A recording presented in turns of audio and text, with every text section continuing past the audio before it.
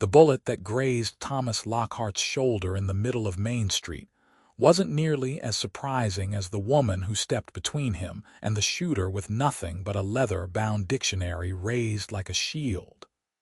"Stop this madness at once."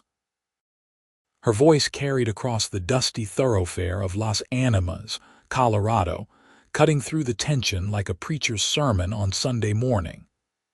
The town fell silent, even the horses seeming to hold their breath. Thomas stared at her, this slip of a woman in a travel-stained blue dress, her dark hair falling from its pins, eyes blazing with the kind of fury that made grown men reconsider their choices. The drunk cowhand who'd taken a shot at Thomas over a card game dispute lowered his gun, looking confused. Sheriff Daniels took that moment to disarm him, hauling him toward the jail while muttering curses under his breath. Thomas pressed his hand to his shoulder, feeling the warm trickle of blood seeping through his shirt. It was barely a scratch, but it stung like the devil. He looked at the woman still standing there, dictionary clutched to her chest, breathing hard like she'd just run a mile. "Madam," he said, tipping his hat with his good hand, "that was either the bravest or the most foolish thing I've seen in my 26 years." She turned those dark eyes on him, and he felt something shift in his chest that had nothing to do with the bullet wound.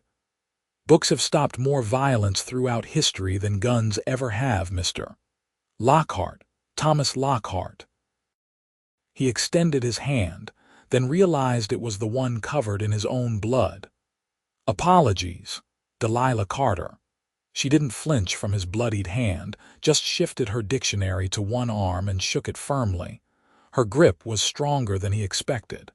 "And I disagree with your assessment. What I did was necessary.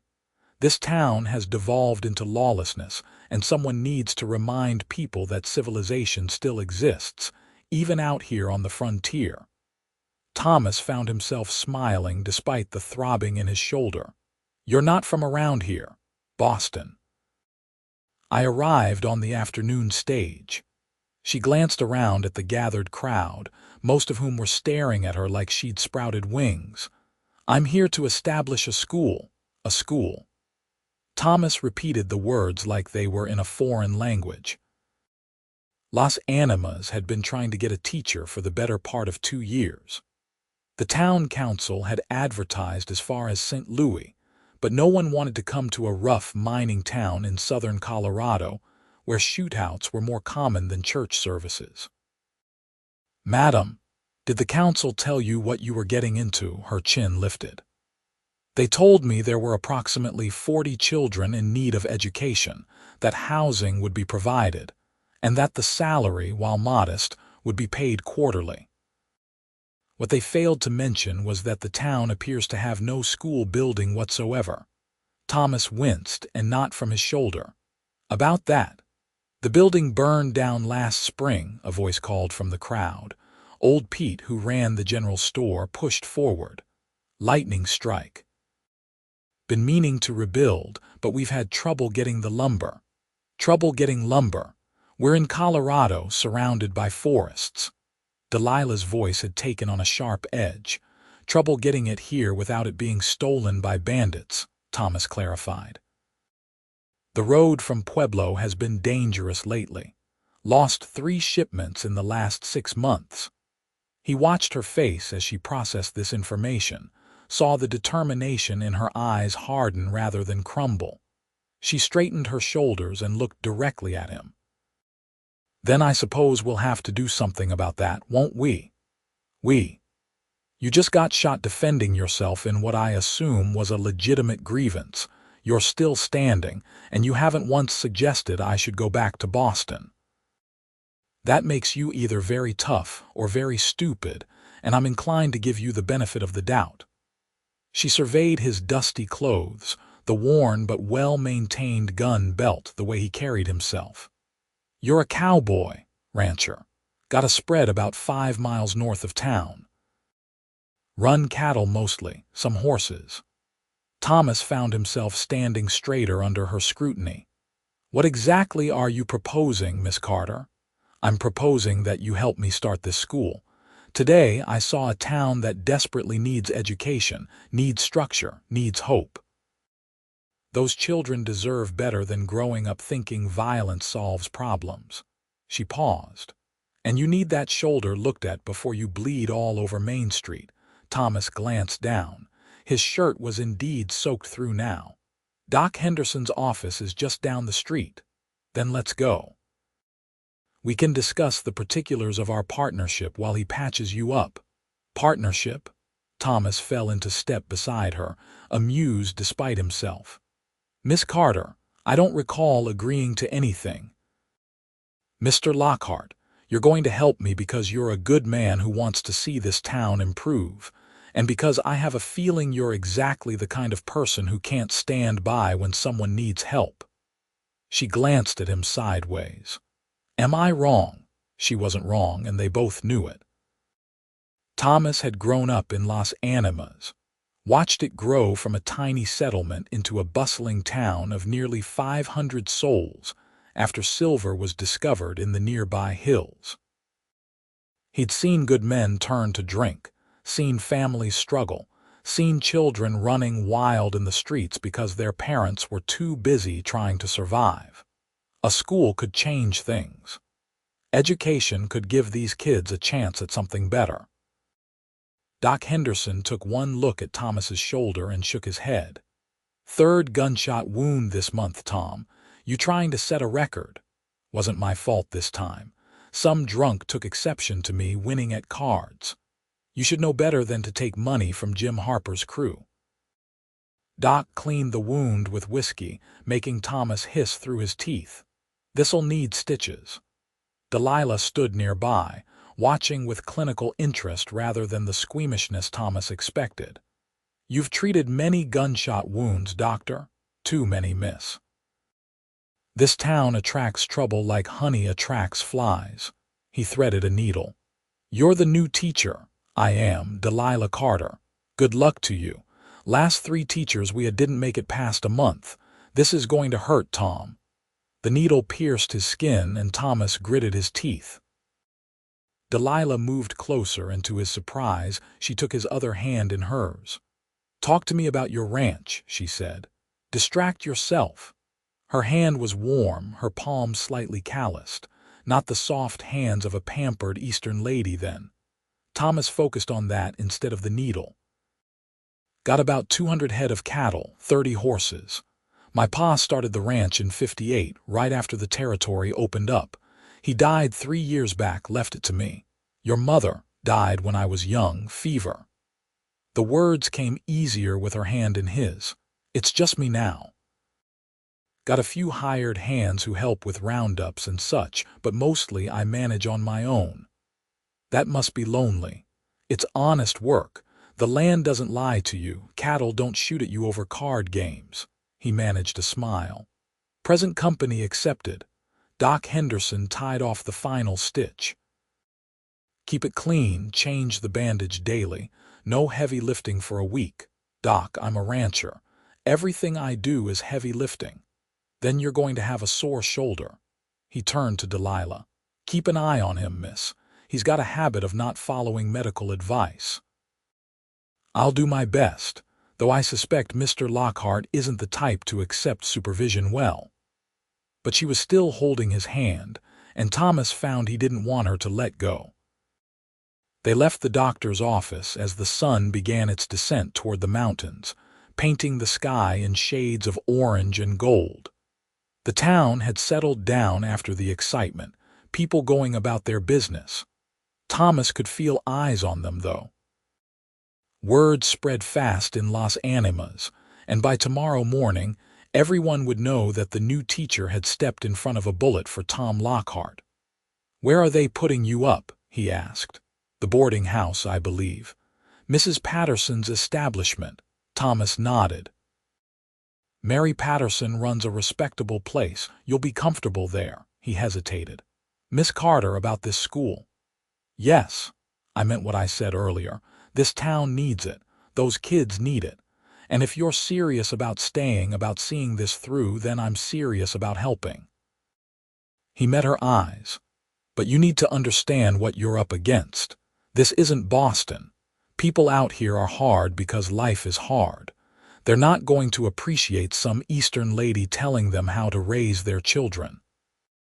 "Then it's fortunate I have no intention of telling anyone how to raise their children. I simply intend to educate them."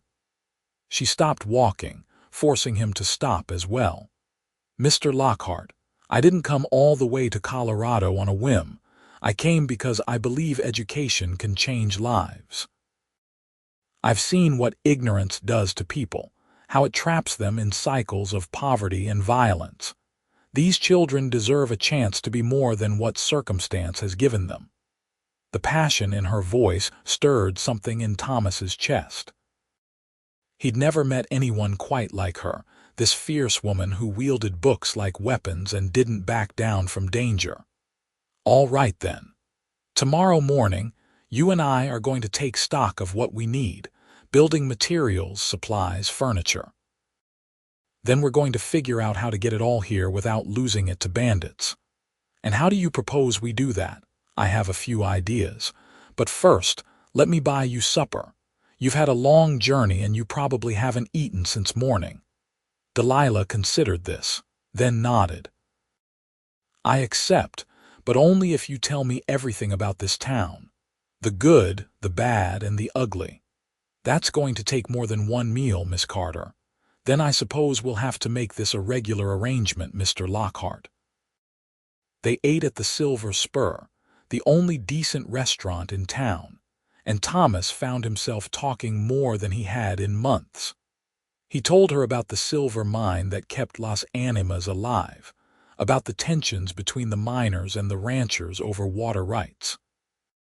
He told her about the handful of good families trying to make respectable lives, and the considerably larger number of drifters, gamblers, and opportunists who saw the town as easy pickings.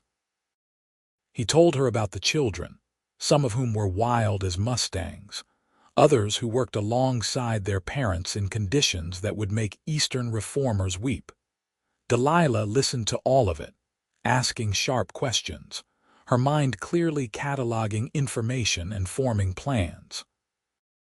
She told him about her own life, about teaching in a Boston school for girls, about watching wealthy families educate their daughters while immigrant children went without. She'd grown frustrated with the limitations, with the politics, with the sense that she was making no real difference. "So when I saw the advertisement for a frontier teacher, I jumped at it. My family thought I was insane." She smiled, but there was sadness in it. "My father is a banker. He wanted me to marry well, host dinner parties, be respectable. We had a terrible argument when I told him I was leaving. 'Does he know you're safe?' I sent a telegram from Pueblo. 'He won't respond, but at least he'll know I arrived alive.'" She set down her fork. "I'm 23 years old, Mr. Lockhart, old enough to make my own choices even if they disappoint my family." 23. 3 years younger than him, but she seemed older somehow, weighted with purpose. Thomas respected that. "For what it's worth, I think what you're doing is brave. Or foolish, as you said earlier. Both can be true." He signaled for coffee. "So tomorrow we start planning. But tonight, you should rest. I'll come by the boarding house at 8 if that suits you." "It suits me perfectly." As Thomas walked her back to Mrs. Patterson's, the evening air cooling around them, he found himself acutely aware of her presence beside him. The way she moved with confidence despite being in a strange town. The way she looked at everything with curiosity rather than judgment.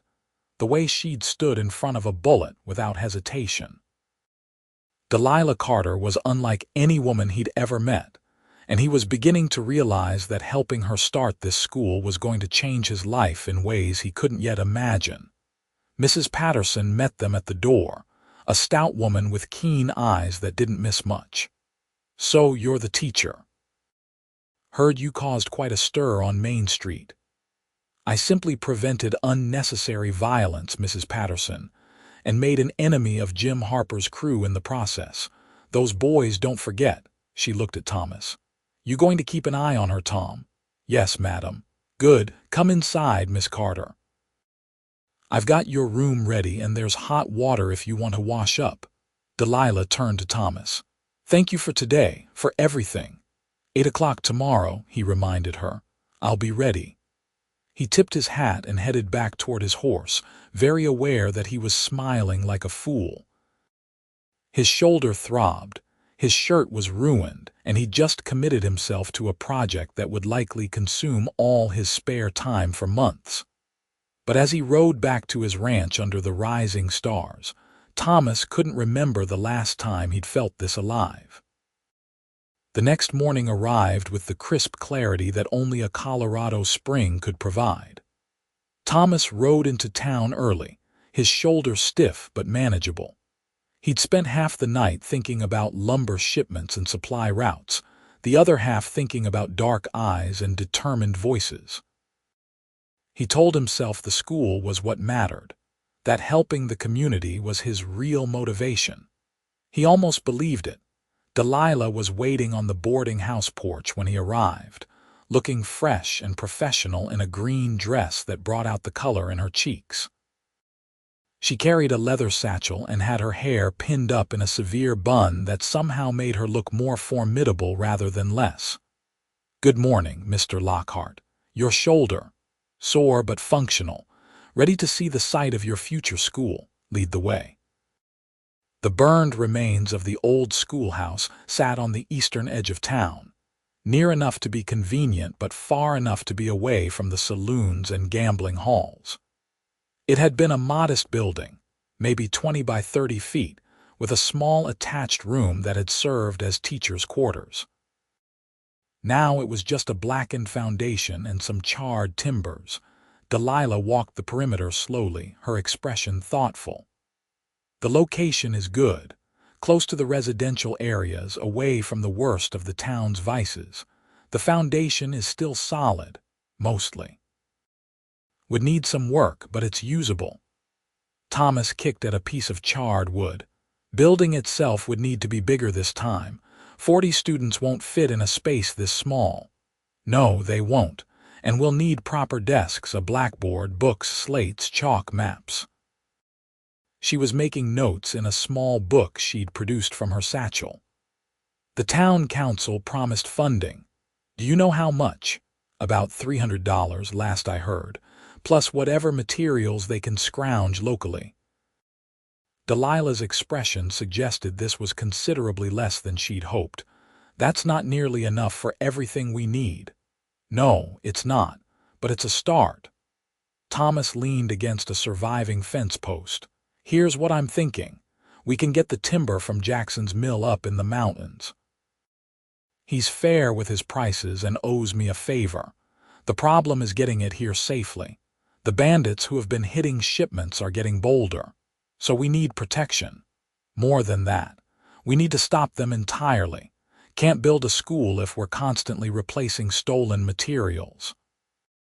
He watched her face. "I've been thinking about organizing a group of ranchers and townsmen. We patrol the route, make it too risky for bandits to operate. Once word spreads that we're serious, they'll move on to easier targets. That's dangerous.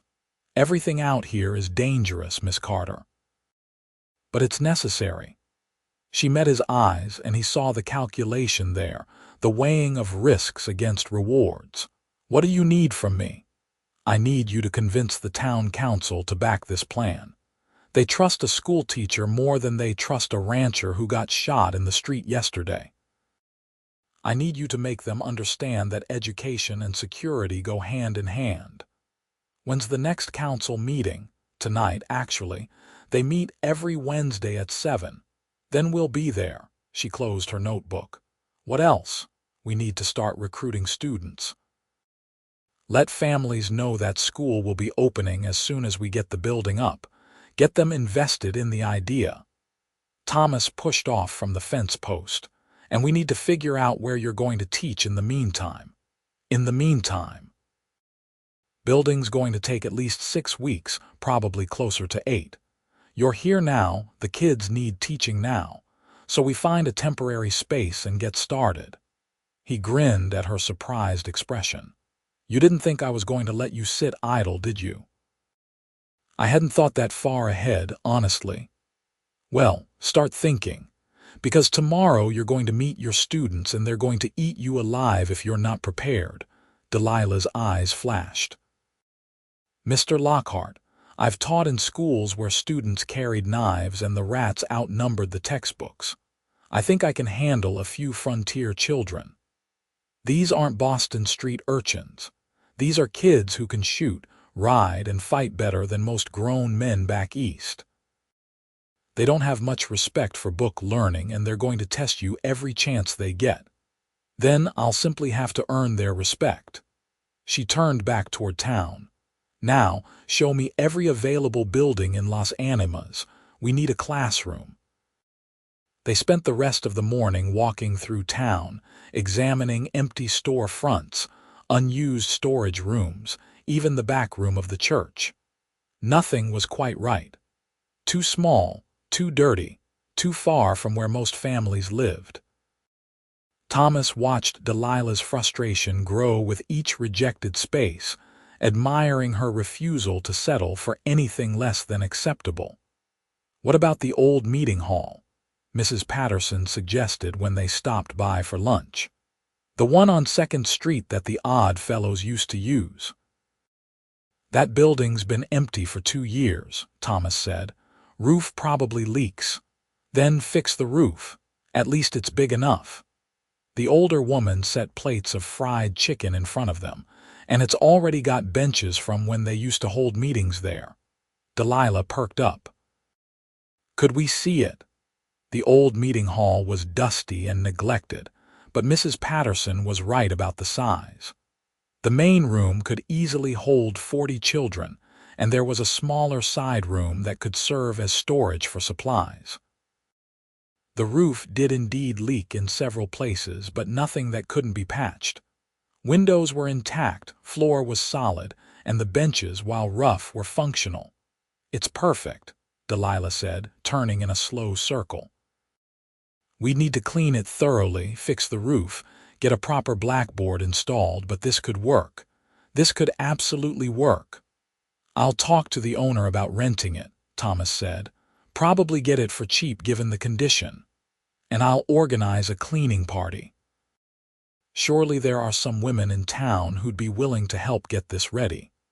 She was already making notes again, her mind clearly racing ahead. "We could be ready to start classes by Monday. That's 4 days away. Then we'd better get started." The next 3 days passed in a blur of activity. Thomas rallied a group of men to repair the roof and install a proper blackboard, while Delilah organized the women of Las Animas into a cleaning brigade that scrubbed every inch of the old meeting hall. Donations started appearing.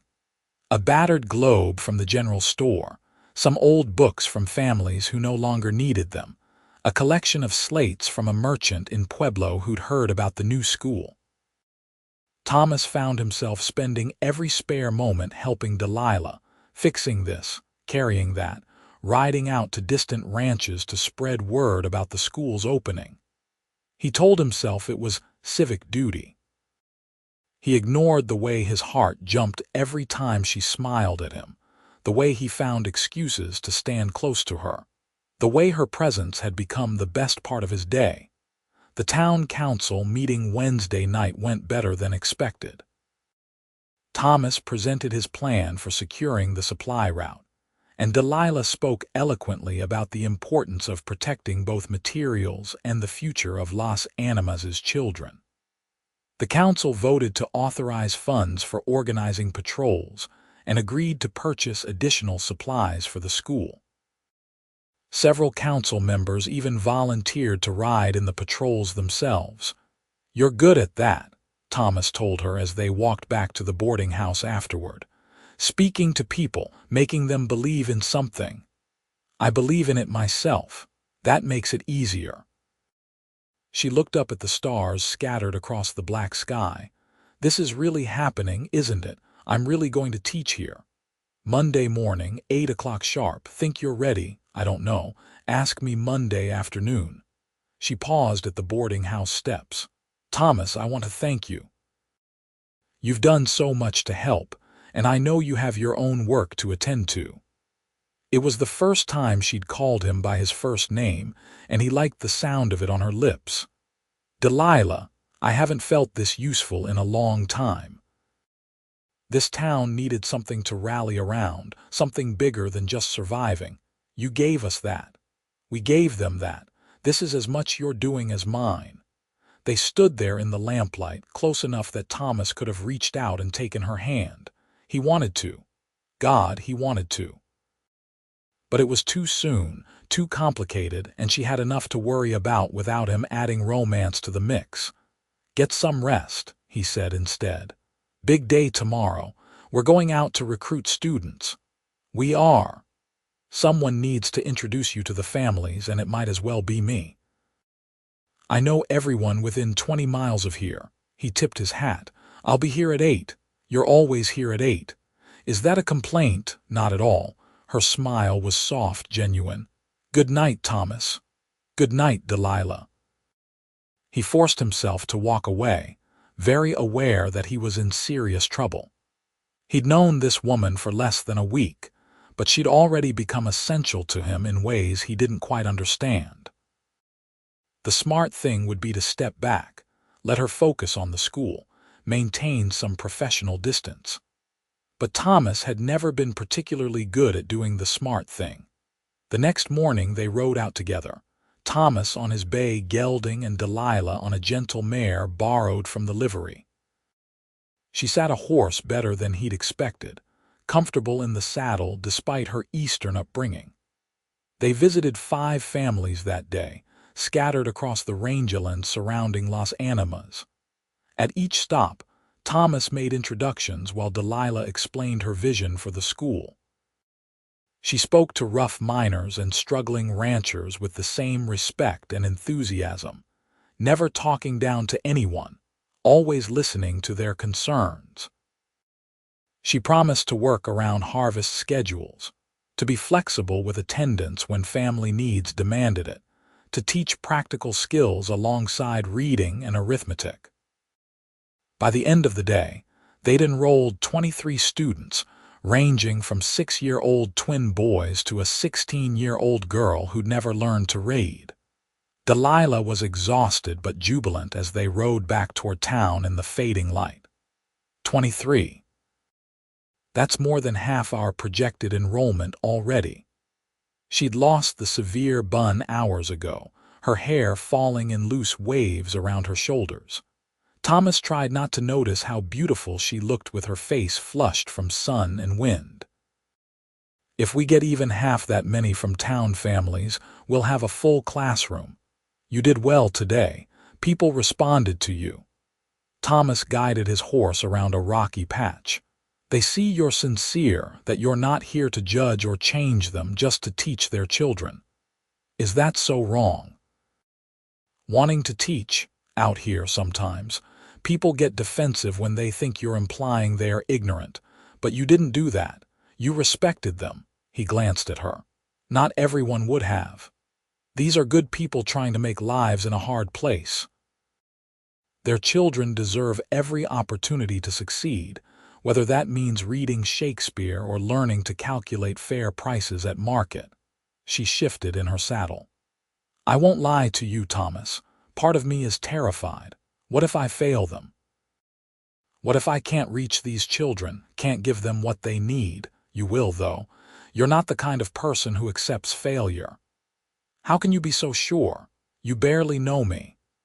I know you stepped between me and a bullet with nothing but a dictionary. I know you crossed a continent alone to teach in a town you'd never seen. I know you've worked 18-hour days this week without complaining once. He met her eyes. I know enough, Delilah. She held his gaze for a long moment, something unspoken passing between them. Then her horse stumbled slightly, breaking the spell, and they continued toward town in companionable silence. Saturday and Sunday brought more preparations. The temporary classroom was ready, cleaned and organized with military precision.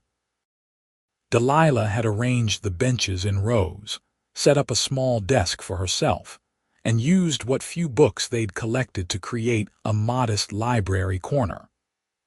Thomas installed better curtains on the windows for privacy and built a storage cabinet for supplies. Sunday evening, Delilah stood in the doorway of the classroom, surveying her domain with satisfaction and terror in equal measure. Thomas stood beside her, his presence steady and reassuring. "This is it," she said quietly. "Tomorrow it all begins. You're going to be magnificent." "You keep saying things like that. Because they're true." He wanted to say more, wanted to tell her how she'd changed his life in just 1 week, how coming into town had become the highlight of his days, how he'd started imagining a future that involved more than just cattle and solitude. But the words stuck in his throat. "I should let you get some rest. Will you be here tomorrow when the students arrive, if you want me to be?" "I do." She turned to face him fully. "Thomas, I know you have your own life, your own responsibilities. But having you here has made all of this feel possible. I'd like you to keep helping if you're willing, not just with the building but with the school itself. These children need good role models, people who can show them different paths forward. Delilah, I'm just a rancher. I'm not educated like you. You're honest, hardworking, and kind. You know this land and these people. That's worth more than any formal education." Her hand touched his arm lightly. "Please, say you'll keep helping." How could he refuse her anything? "All right, I'll help however I can." "Thank you." She stood on her toes and kissed his cheek, a brief brush of warmth that sent electricity through his entire body. "Good night, Thomas." He touched his cheek where her lips had been, watching her disappear into the boarding house. Yeah, he was in serious trouble. Monday morning arrived with crystalline clarity. Thomas was at the temporary schoolhouse by 7:30, ostensibly to make sure everything was ready but really because he couldn't stay away. Delilah arrived at 7:45, looking professional and terrified in a navy dress with her hair pulled back in that severe bun. "I'm going to vomit," she announced. "No, you're not. You're going to be brilliant." He caught her hand, squeezing gently. "Breathe. You've done this before." "Not like this, not where everything matters so much." But she squeezed back, drawing strength from his touch. "All right, I'm ready." The students began arriving at 8. They came in groups and pairs, some dragged by parents who wanted to personally meet the new teacher, others wandering in alone with suspicious expressions. Thomas recognized most of them. The Murphy twins who'd been expelled from the last school for fighting, Sarah Jenkins who'd been teaching herself to read from newspapers, the Chen children whose parents ran the laundry and spoke limited English, Billy Harrison, whose father had died in a mine collapse last year. By 8:15, 32 children were packed into the classroom, ranging from tiny 6-year-olds to strapping teenagers who looked like they'd rather be anywhere else. The noise level was tremendous, chaos threatening to overtake everything. Thomas started to intervene, but Delilah held up a hand. She walked to the front of the room, picked up a piece of chalk and wrote her name on the blackboard in large, clear letters. Then she turned and waited. The talking continued for maybe 30 seconds. Then, one by one, the students noticed her standing there, silent and patient. The noise gradually died down until the room was completely quiet. "Good morning," Delilah said. "My name is Miss Carter and I am your teacher." For those who cannot yet read, the words on the board spell my name. Delilahcarter. This is the first lesson of our school. Everyone will learn to read and write their own name before the end of this week. A hand shot up. Sarah Jenkins, the bright-eyed girl who'd been teaching herself. "What if we already know how?" Then you'll help teach those who don't. Education is not a competition, Sarah. We succeed together or not at all." Delilah smiled. "Now, before we begin, I need to know who you are. We'll go around the room. Stand up, tell me your name, your age, and one thing you want to learn this year. I'll start. I'm Delilah Carter. I'm 23 years old, and this year I want to learn everything about Colorado that I don't already know, which is quite a lot." She pointed to the first student. "Your turn." Thomas watched from the back of the room as, one by one, the children introduced themselves. Delilah listened to each one with complete attention, asking follow-up questions, making jokes, putting nervous students at ease. She learned names with astonishing speed, using them naturally within minutes. When one of the Murphy twins tried to introduce himself as his brother, she caught it immediately and called him on it with gentle humor that made the boy grin rather than bristle. By the time introductions were finished, she'd won them over. Even the sullen teenagers were leaning forward, engaged. Thomas felt a swell of pride watching her work, seeing the natural teacher emerge. The morning passed in structured lessons. Delilah assessed each student's reading level, assigned them to working groups, and set everyone to tasks appropriate to their skills. The littlest ones practiced letters on slates, middle students read from primers, advanced students tackled actual books. She moved constantly between groups, answering questions, correcting mistakes, offering praise and encouragement. At noon, she dismissed them for lunch with instructions to be back in an hour. The students flooded out into the sunshine, chattering excitedly. Several lingered to ask Delilah questions or show her things they'd written. Thomas watched her handle each interaction with patience and genuine interest. When the last student left, she sagged against her desk. "That was the most exhausting 3 hours of my life. You were amazing."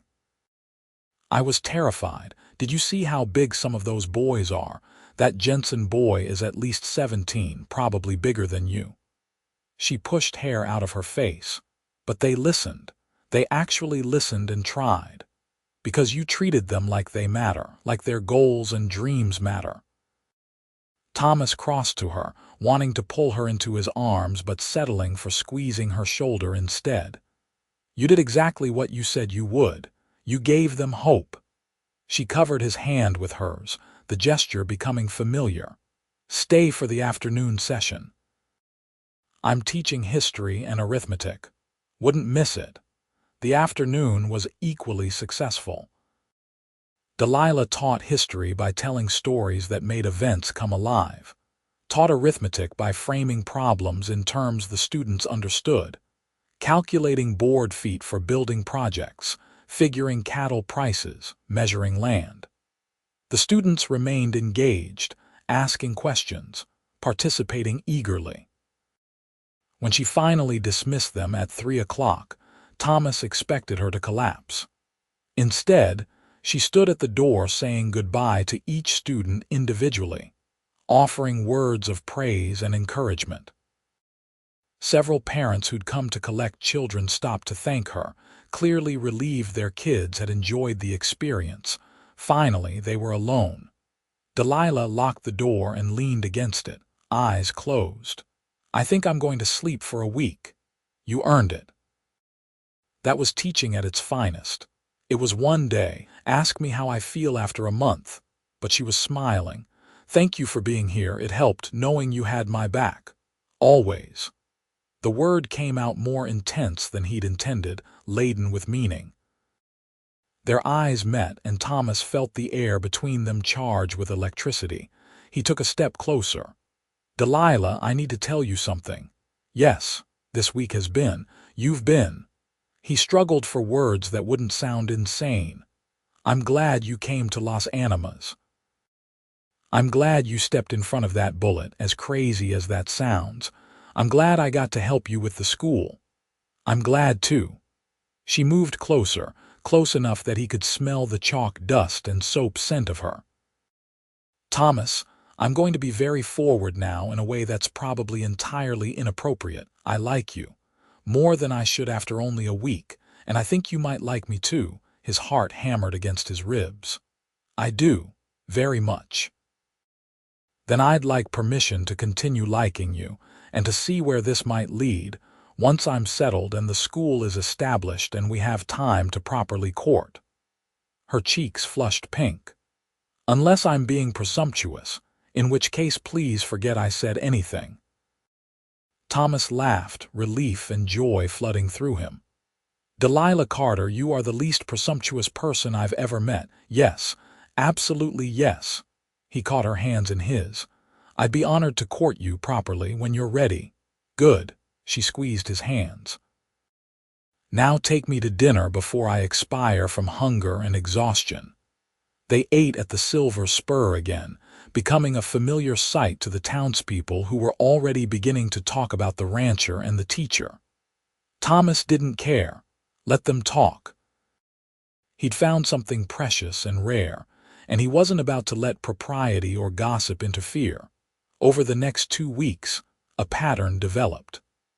Delilah taught Monday through Friday, pouring her heart into her students. Thomas helped however he could, repairing things that broke, bringing supplies from his ranch, occasionally leading lessons about ranching or horses or survival skills.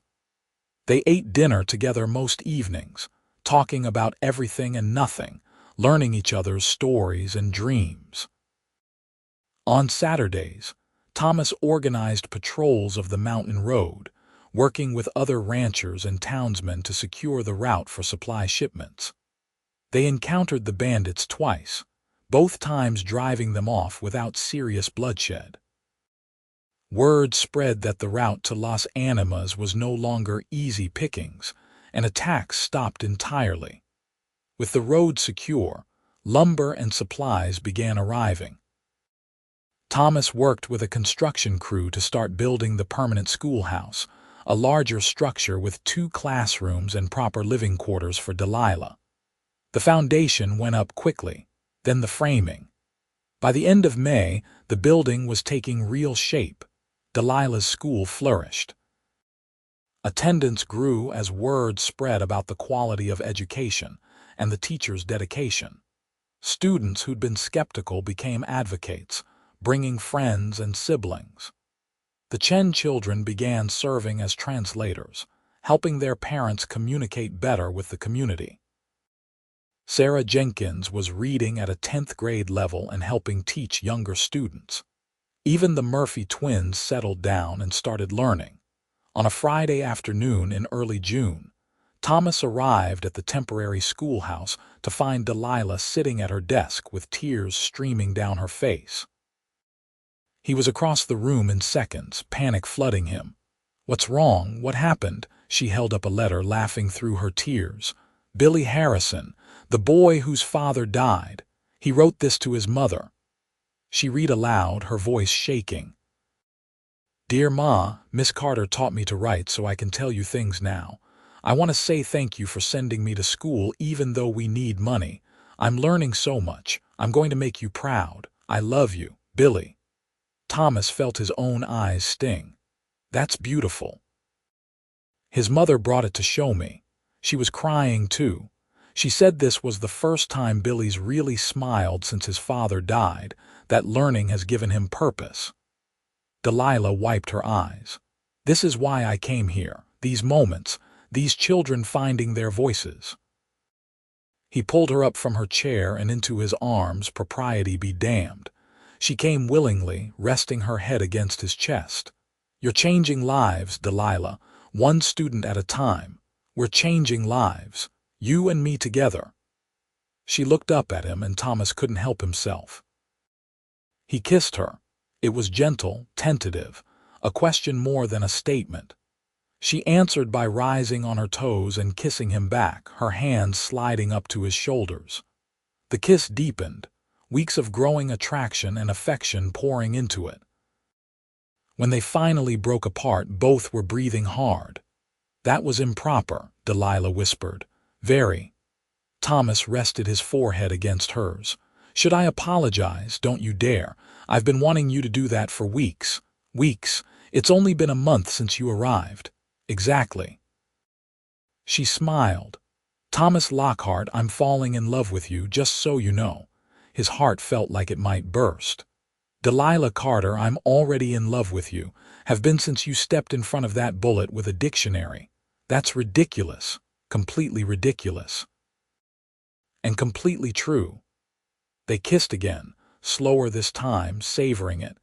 Outside, the sound of hammering drifted from the new school building.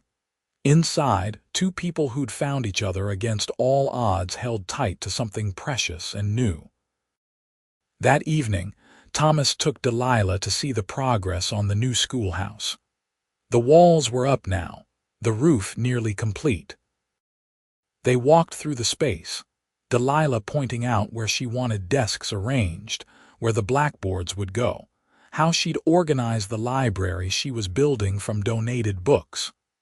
The living quarters are nice, she said, examining the small apartment attached to the school. Bigger than I expected, a bedroom, sitting room, even a tiny kitchen. You'll be comfortable here, safe. Thomas leaned against the doorframe. Though I'd like it if you stayed at my ranch sometimes, when you want company. Thomas Lockhart, are you suggesting I visit your ranch unchaperoned? I'm suggesting you visit with Mrs. Patterson or Sarah Jenkins or whoever you want as chaperone. Because I want to show you my life, my land. Because I can see a future where that ranch becomes our ranch, and I want you to know what you'd be getting into.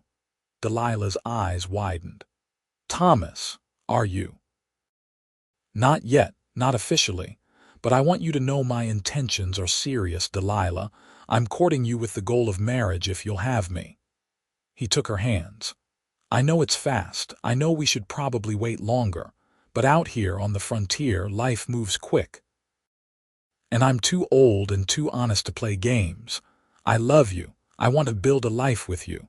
I'm willing to wait as long as you need, but I wanted you to know where I stand. She was quiet for a long moment, and Thomas's heart sank. He'd pushed too hard, too fast, scared her off. But then she smiled, brilliant and joyful. I'll visit your ranch. I'll meet your cattle and see your land. And when you're ready to officially ask, I'll give you my answer. Just tell me it won't be no. It won't be no. She kissed him softly. Now take me to dinner. All this talk of the future has made me hungry. The next Saturday, Delilah visited the Lockhart ranch for the first time, with Mrs. Patterson along as chaperone. Thomas showed them around with pride. The sprawling house his father had built, expanded over the years from a simple cabin into a proper home. The barn where he kept his horses. The fields where cattle grazed against a backdrop of mountains.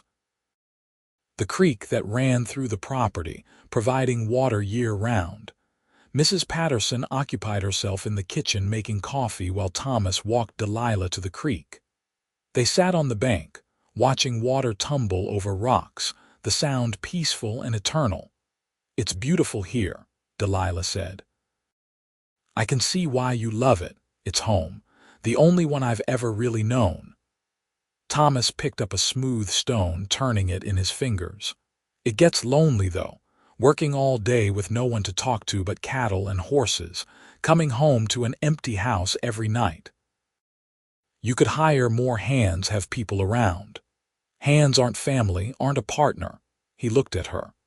I've been alone for 3 years, Delilah. I'm tired of it. Then you showed up and suddenly I could imagine something different. Imagine coming home to someone. Building something together, not just a ranch but a life. Tell me about your parents, what they were like. Thomas talked about his father, a stern but fair man who taught him everything about ranching. About his mother, who died when he was 8, leaving a hole that never quite filled. About growing up without siblings, learning to be self-sufficient maybe too young. About the responsibility of inheriting the ranch at 23, suddenly responsible for an operation that employed people and fed families.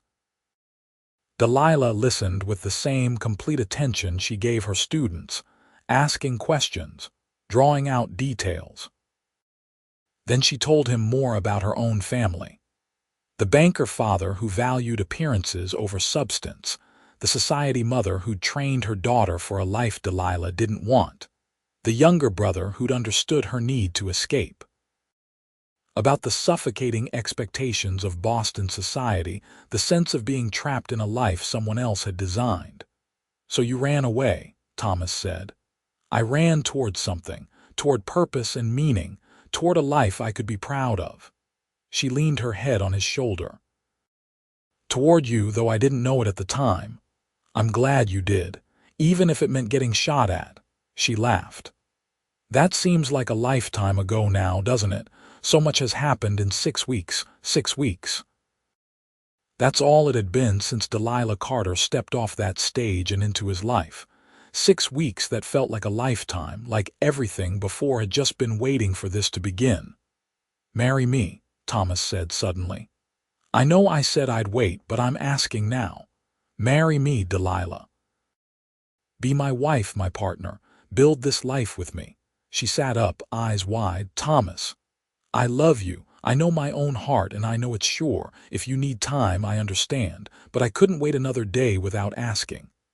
Delilah's hands cupped his face, her eyes searching his. Whatever she saw there must have satisfied her because she smiled. "Yes, yes, yes, I'll marry you, because I love you too, and because life is too short and too uncertain to waste time when you find something real." She kissed him fiercely. "Yes, Thomas Lockhart, 1,000 times yes." He swept her into his arms, spinning her around until they were both dizzy and laughing. Mrs. Patterson appeared on the porch, took one look at them, and nodded with satisfaction. "About time. You two have been making eyes at each other for weeks." "We're getting married," Thomas called out. "I figured as much. Come inside and let's make plans. Can't have a wedding without proper arrangements." They spent the rest of the afternoon in Thomas's kitchen, drinking coffee and planning a future. They'd marry in August, after the new schoolhouse was complete and Delilah had time to settle in properly. It would be a simple ceremony at the church, followed by a community celebration.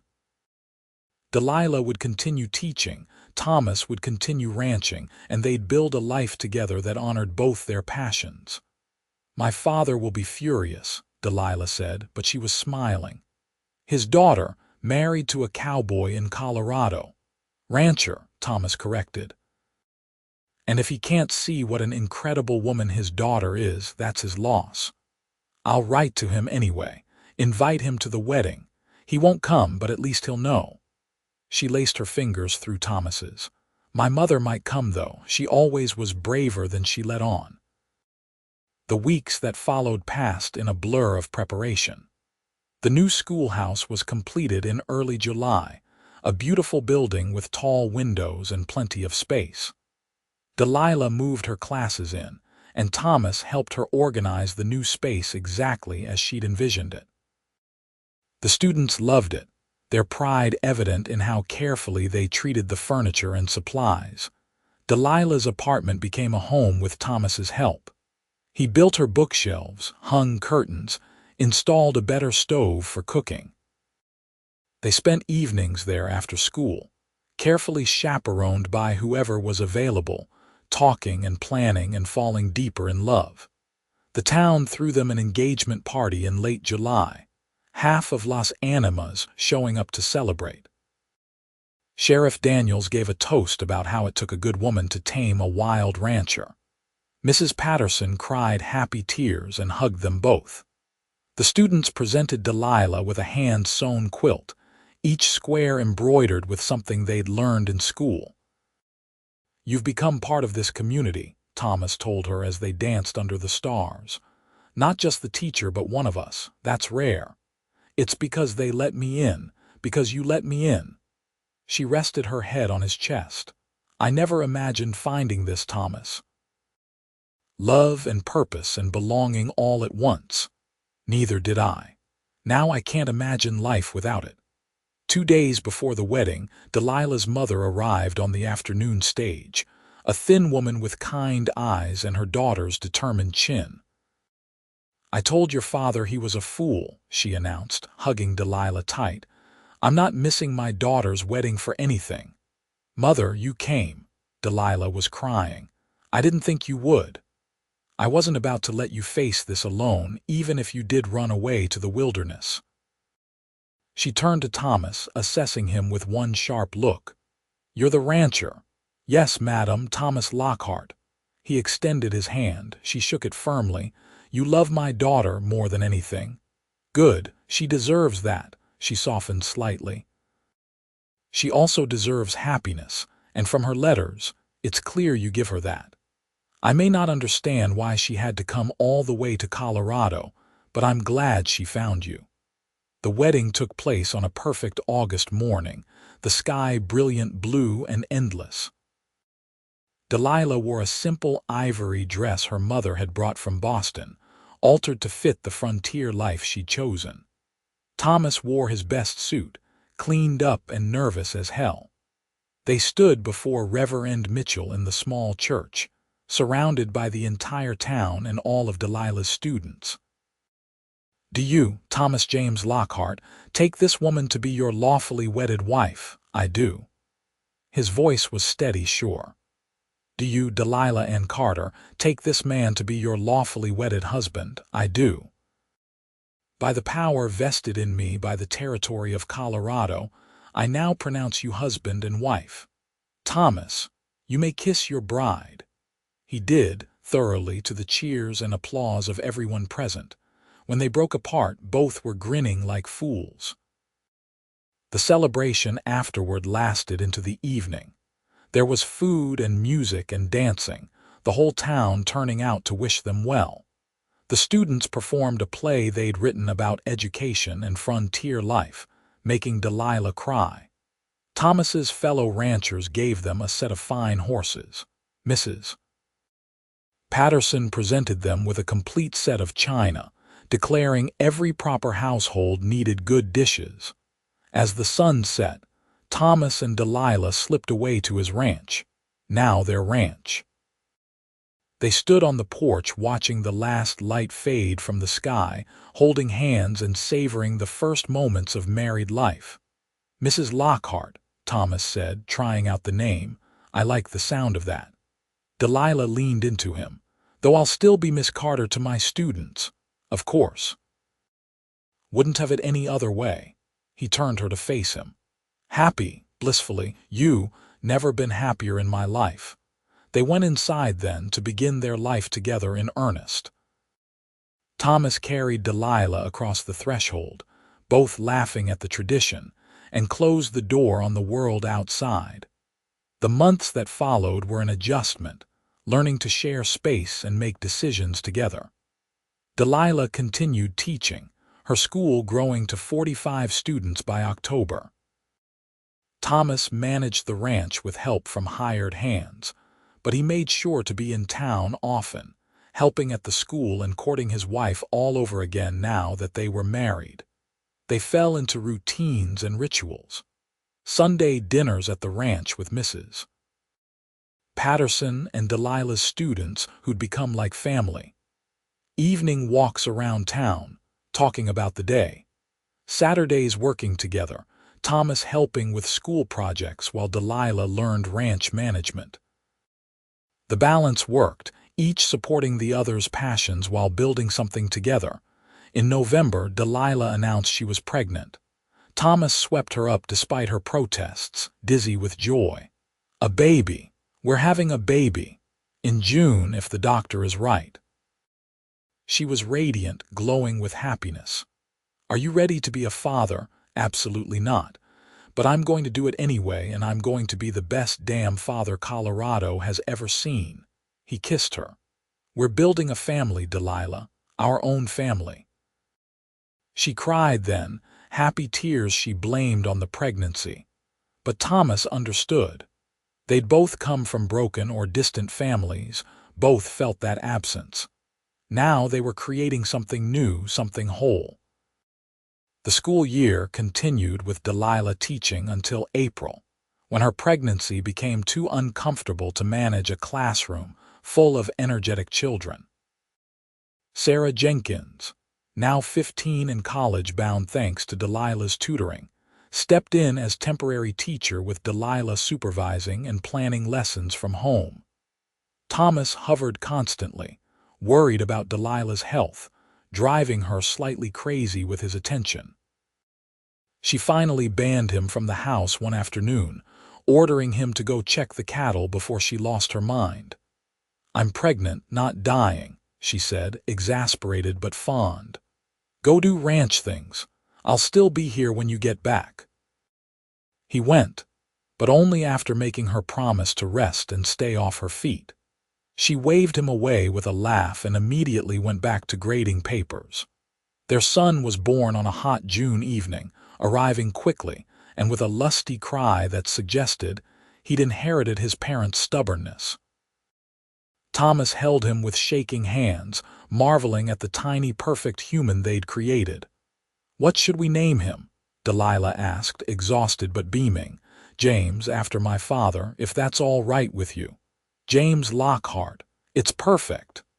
She touched the baby's face with one gentle finger. "Hello, James. Welcome to Colorado." James proved to be a healthy, happy baby who rarely fussed and loved being carried around the ranch.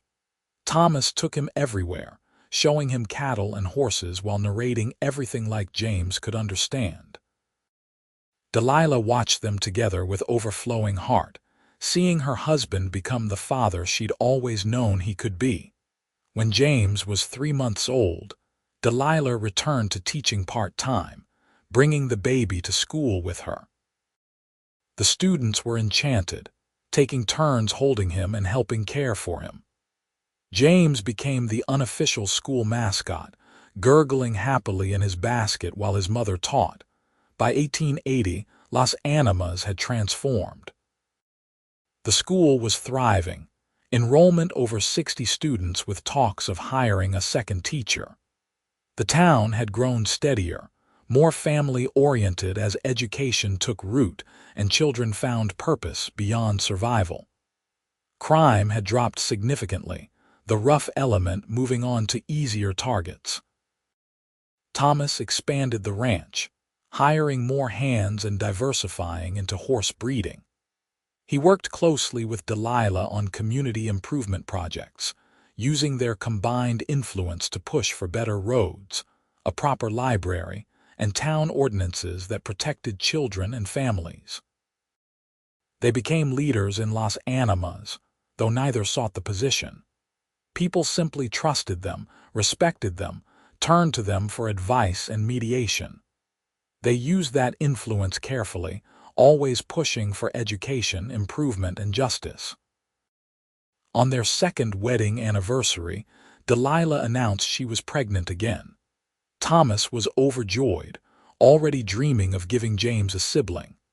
Their daughter arrived the following spring, a tiny thing with her mother's dark eyes and her father's stubborn chin. They named her Grace for the grace that had brought them together. 2 children, Thomas said, holding Grace while James toddled around them. "We're really doing this, building a family, building a life. We really are." Delilah leaned against him, watching their children. "Sometimes I think about that first day when I stepped off the stage and saw this rough town. I was so scared, Thomas, so sure I'd made a terrible mistake. What changed your mind? You, seeing you get shot and keep standing, seeing you care about this community and these children. You showed me Las Animas' heart and I fell in love with it." She turned to kiss him. "Just like I fell in love with you. Best bullet wound I ever took," she laughed. "Don't even joke about that. I still have nightmares about what could have happened. But it didn't. Instead, I got you, and James, and Grace, and a life better than anything I imagined." He shifted Grace in his arms. "You know what I think about sometimes? How different things would be if you'd gotten on that stage and gone back to Boston. If you'd decided this was too hard, too rough, too different. I couldn't have. Not once I met you saw the potential in the children, understood what we could build here."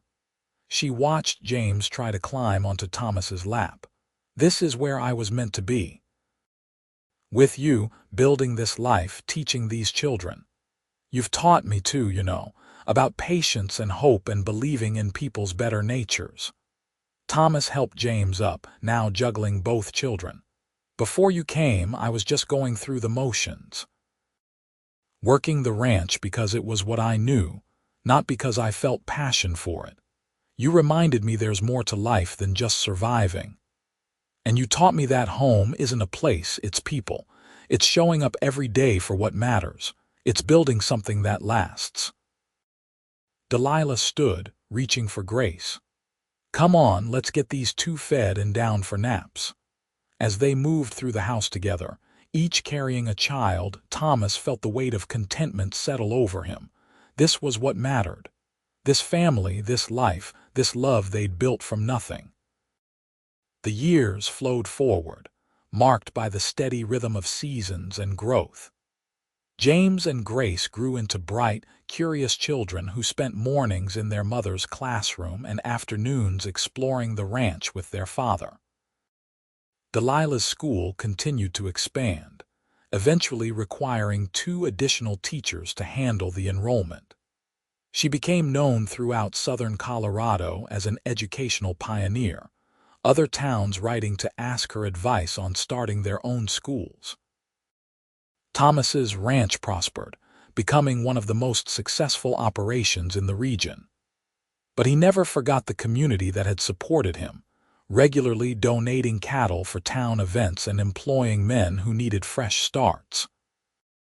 He and Delilah worked together on countless projects, their partnership becoming legendary in Los Animas. In 1885, when James was 9 and Grace was 7, Delilah surprised Thomas with a 3rd pregnancy. Their youngest son arrived that winter, a tiny fighter who came early but strong. They named him Samuel, and he completed their family in ways they hadn't known they needed. 3 children, Thomas said, cradling Samuel while watching James and Grace play in the snow outside. "Our family is complete." "Is it?" Delilah asked with a smile. "Are you sure you don't want a dozen?" "God help me, no. 3 is perfect. We're outnumbered, but we can still manage." He looked at her seriously. "Are you happy, Delilah, truly happy with this life?" "More than I ever dreamed possible. I have work I love, children who fill my heart, and a husband who supports everything I do." "What more could I want?" She sat beside him, looking at their baby. "Sometimes I think about the woman I was when I arrived here, so scared and uncertain, trying to prove I was brave enough for frontier life. That woman had no idea what she was walking into." What was she walking into? Love. Purpose, home, everything that matters. She leaned her head on his shoulder.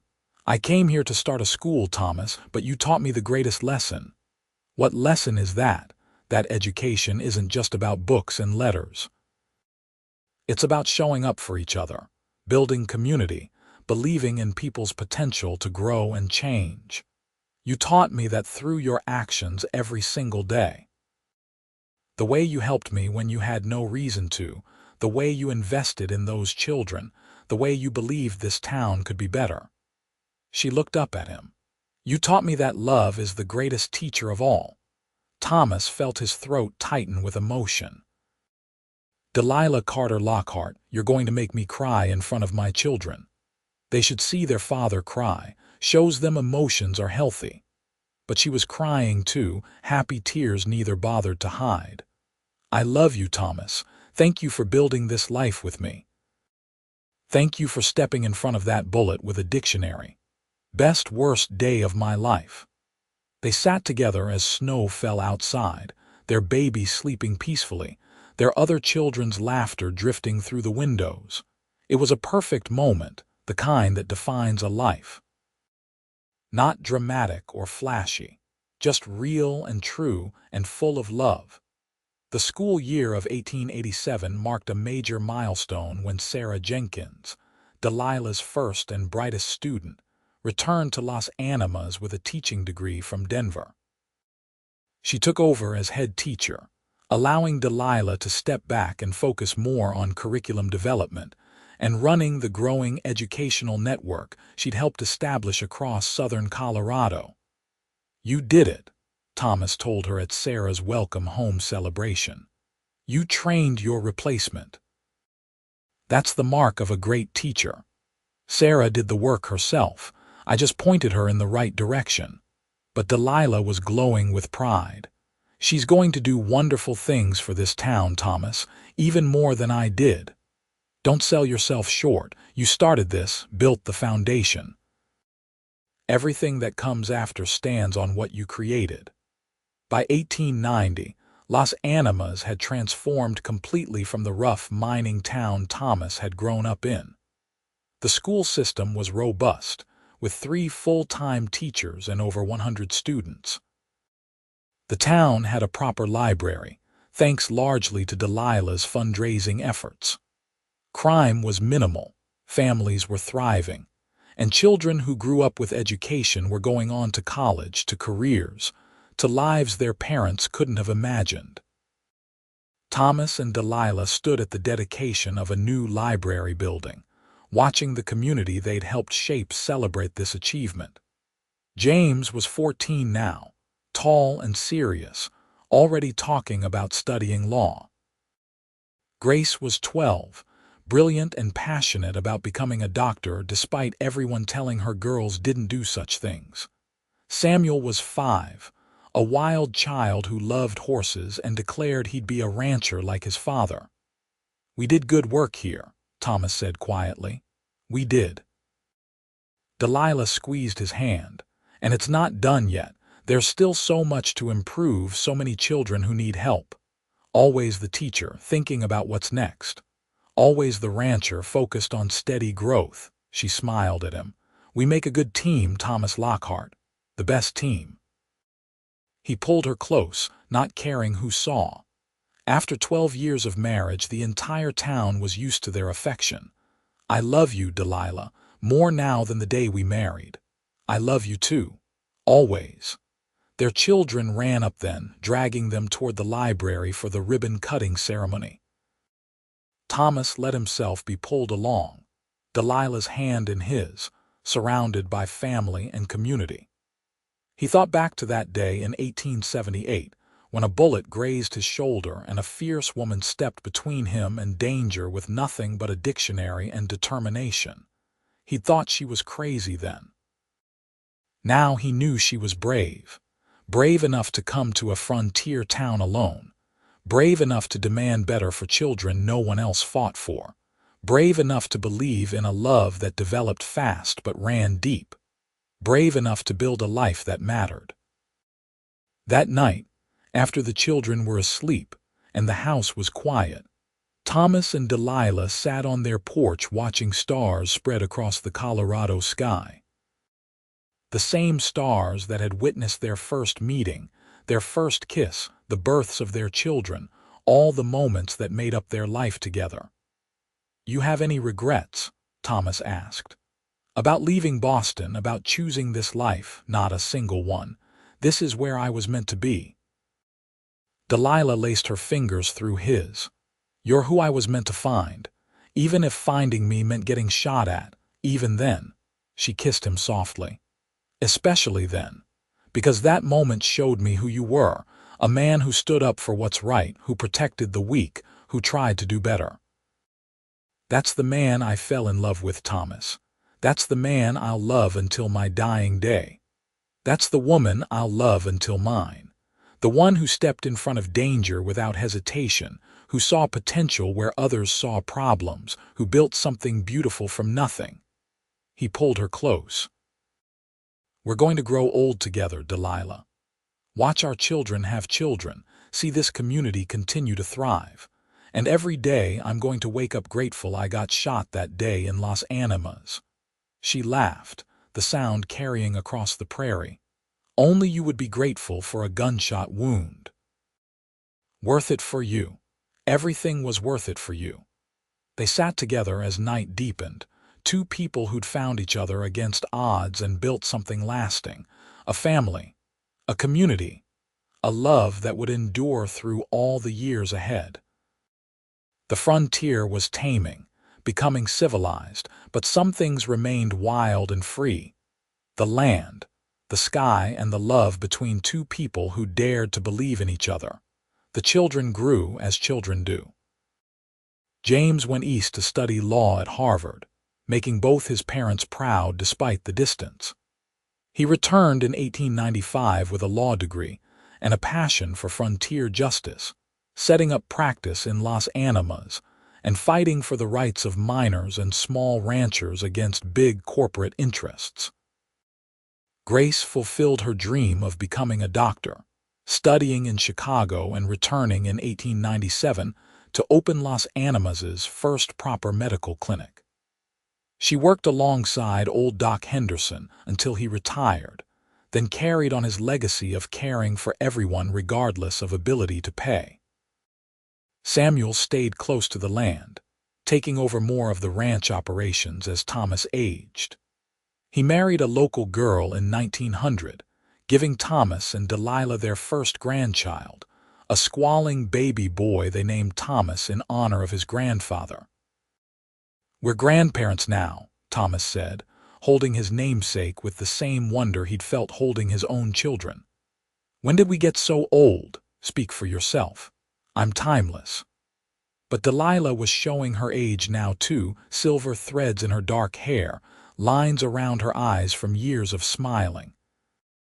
She looked beautiful to Thomas, more beautiful than the young woman who'd arrived in Las Animas all those years ago. "He looks like you did as a baby, according to your father's descriptions." "Poor kid." Thomas kissed the baby's forehead. "Welcome to Colorado, little Thomas. You're going to love it here." By 1905, Thomas and Delilah had 4 grandchildren with another on the way. They'd officially retired from active work, Thomas handing the ranch to Samuel and Delilah leaving the school board she'd chaired for 20 years. But retirement didn't mean stopping. They traveled southern Colorado, visiting schools and ranches, sharing their experience with younger generations trying to build their own dreams.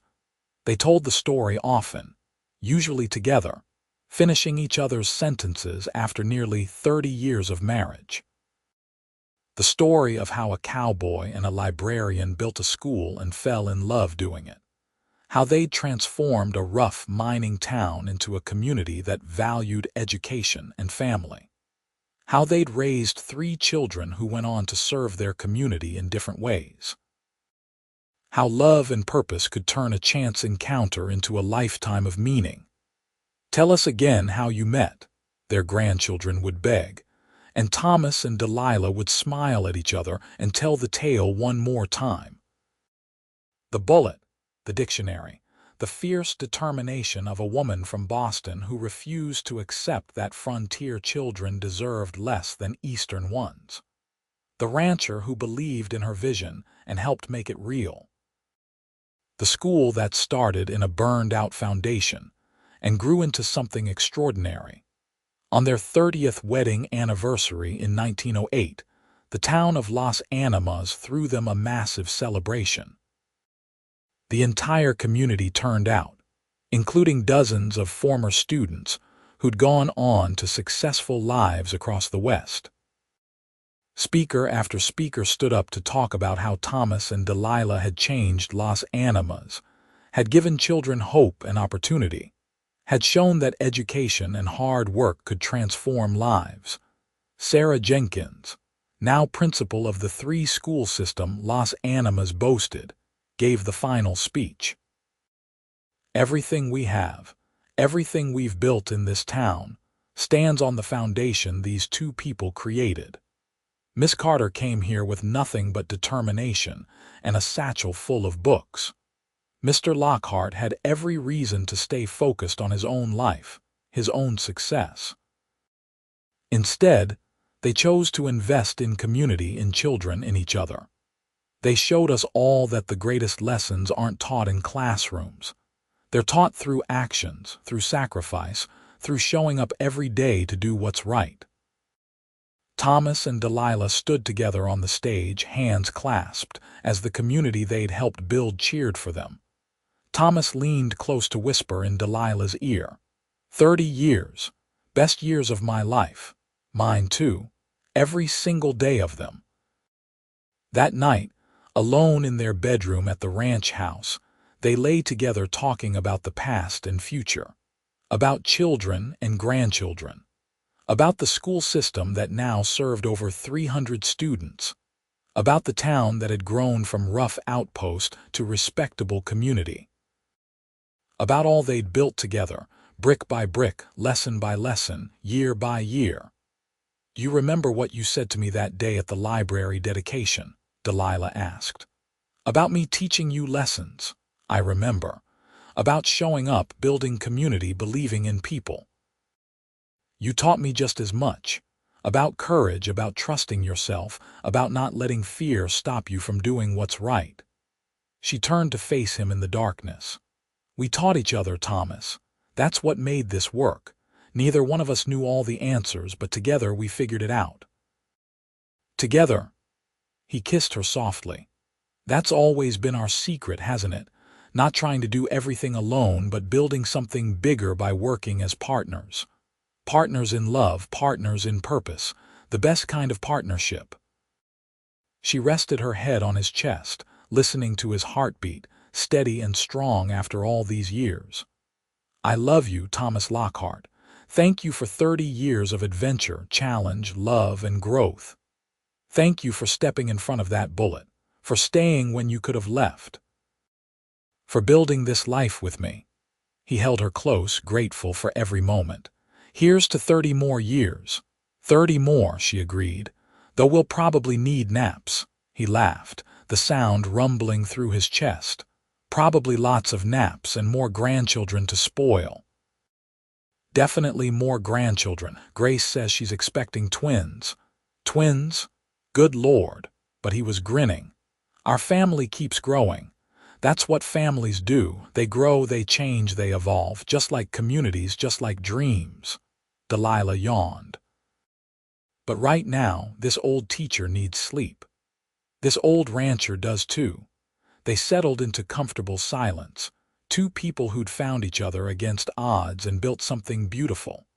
Outside, the Colorado night was clear and cold, stars wheeling overhead in their eternal dance. Inside, warm and safe, Thomas and Delilah drifted toward sleep, knowing they'd wake up together as they had for 30 years, as they would for however many years remained. The story could end here, with triumph and love and family complete. But life doesn't end at 30 years, and neither does love. Thomas and Delilah continued on, growing older but never old, always engaged with the community they'd helped build. They watched grandchildren grow and marry, welcomed great-grandchildren into the world. They saw Las Animas continue to prosper, education becoming so ingrained in the culture that no one questioned its value anymore.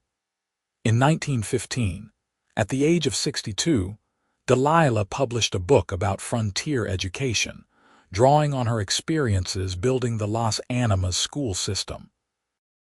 It became required reading for teachers across the West, her methods and philosophies influencing educational policy throughout the region. Thomas accompanied her on a speaking tour, proud as anything, telling everyone who'd listen about his brilliant wife. They faced challenges too. Drought years that tested the ranch, economic downturns that strained the community, the Great War that sent young men from Las Animas to fight in foreign fields. But they faced everything together, drawing strength from each other and from the community bonds they'd spent decades building. On a summer evening in 1920, 42 years after they'd first met, Thomas and Delilah sat on their porch watching the sunset paint the mountains gold and purple. They were both in their late 60s now, slowed by age but still sharp, still engaged, still deeply in love. "Do you ever think about how different things could have been?" Delilah asked.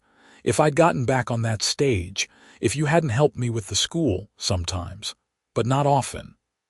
Thomas squeezed her hand. This is the only life I want, the only one I can imagine. Everything that matters started the day you stepped in front of that bullet.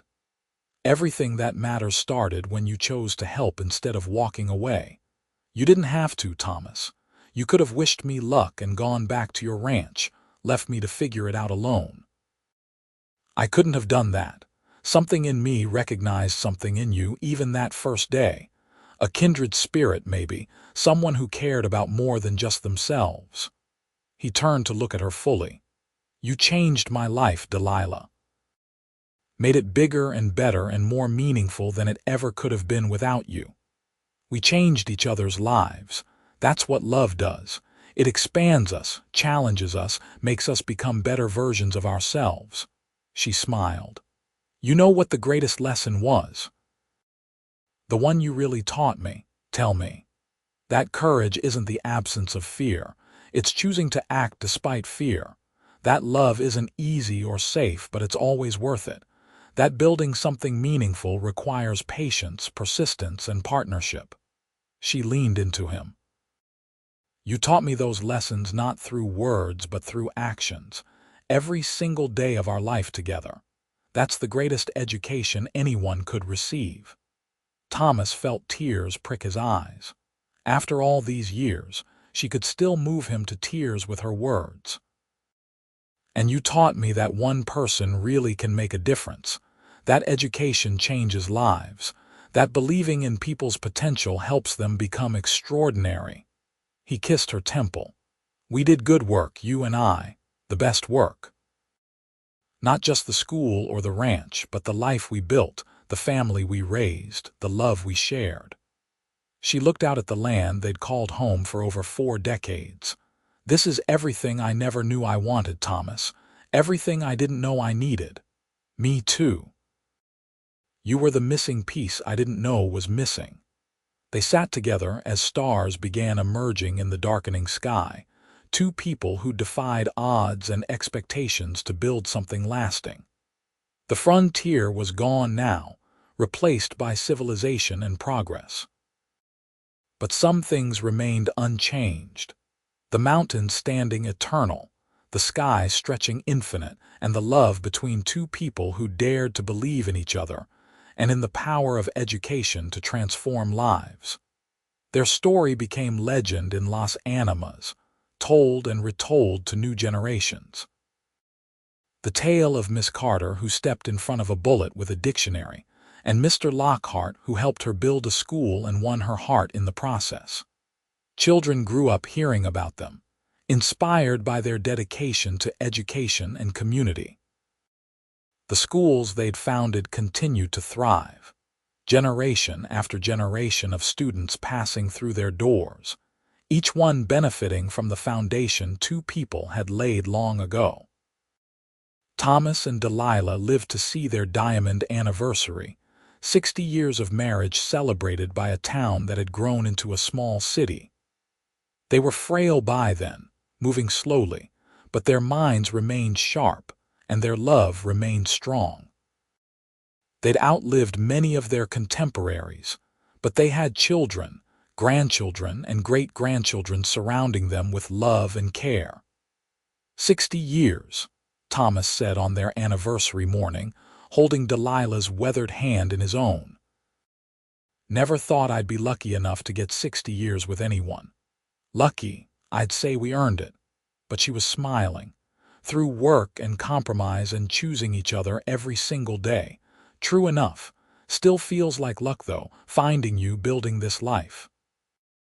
They died within 6 months of each other in 1939, Thomas going first in his sleep, Delilah following him peacefully after months of quietly failing without her partner of 61 years.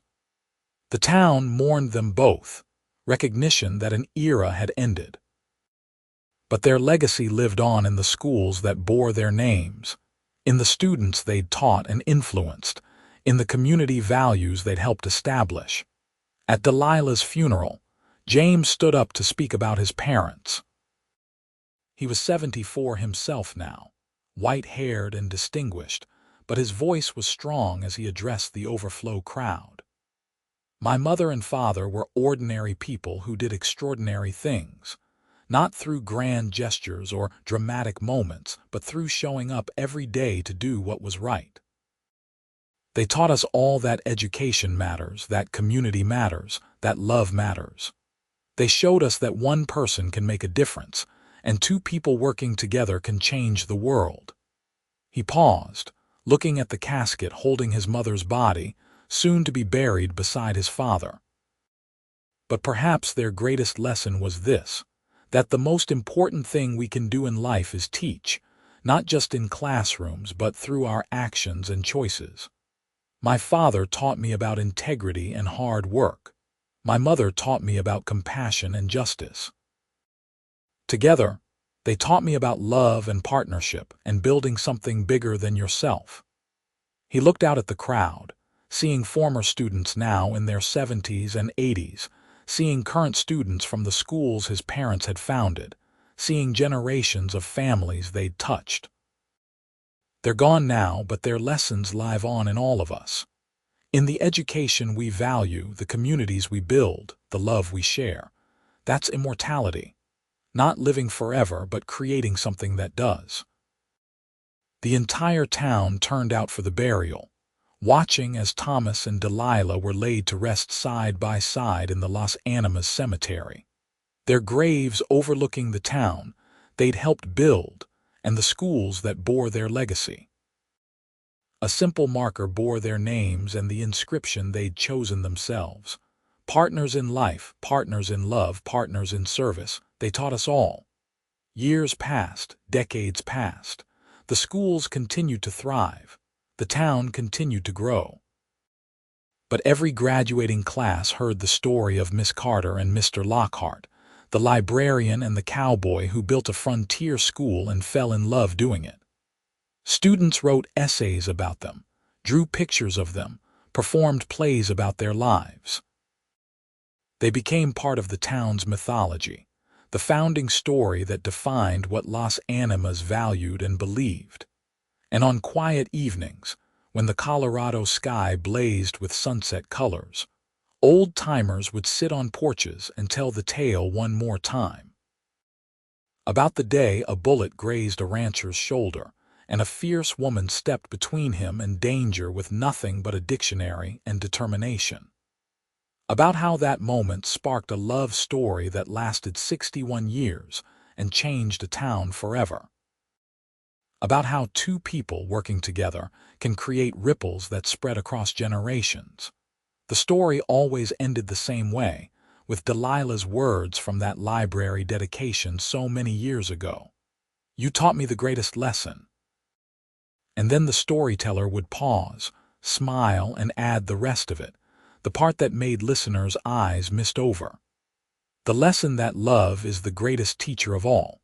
That's showing up for each other, believing in each other, choosing each other every single day. That's what creates miracles.